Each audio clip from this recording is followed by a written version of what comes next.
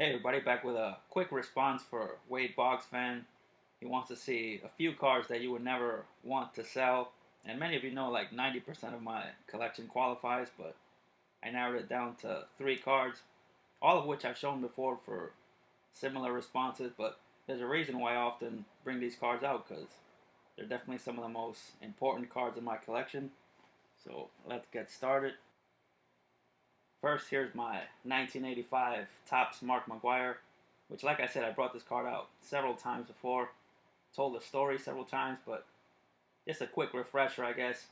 I got this card in a trade with my uncle back early in the 98 season, before McGwire hit the 70 home runs.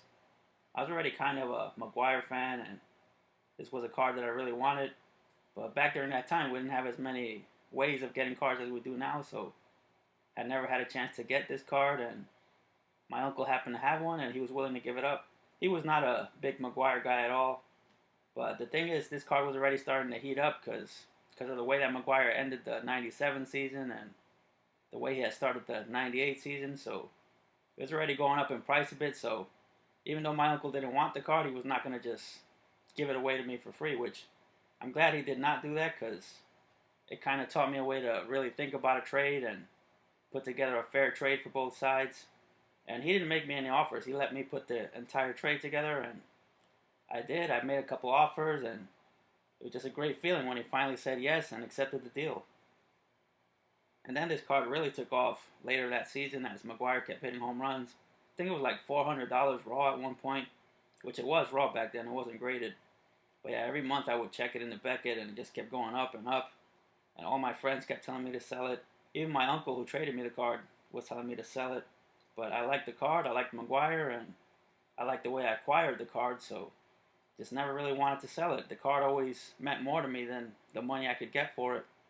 And even if I had sold it for like a few $100, I probably would have just blown through that money and bought some other cards that didn't mean as much to me, so glad I didn't do that. I've never once regretted not selling it.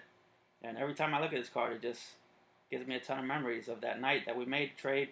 And not just the trade itself, but it was just a really good night because around that time, I've said before, I was getting my uncle back into collecting. So that night we were looking through his whole collection, looking through boxes that he hadn't looked at in years, and finding all sorts of stuff. So again, it's just a memory of a great night. And every time I look at this card, I think about that. So it's definitely a card that I would never want to sell.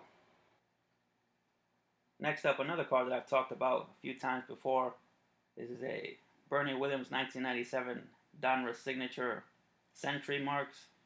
And I got this in a trade back in the old Beckett forums back in the day.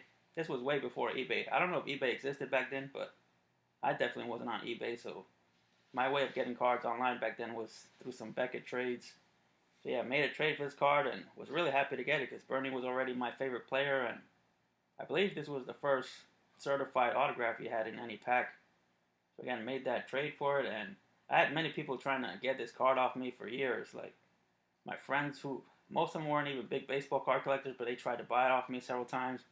And my same uncle that I was just talking about, he was a big Bernie fan too, so he tried to trade for it.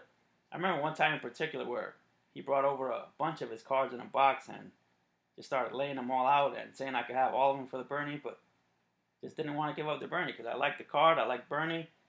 And one of the things was, like, again, there was no eBay, and I really didn't have a lot of ways of getting cards back then. So my thought process was, if I give this card up, I'll probably never be able to get another one.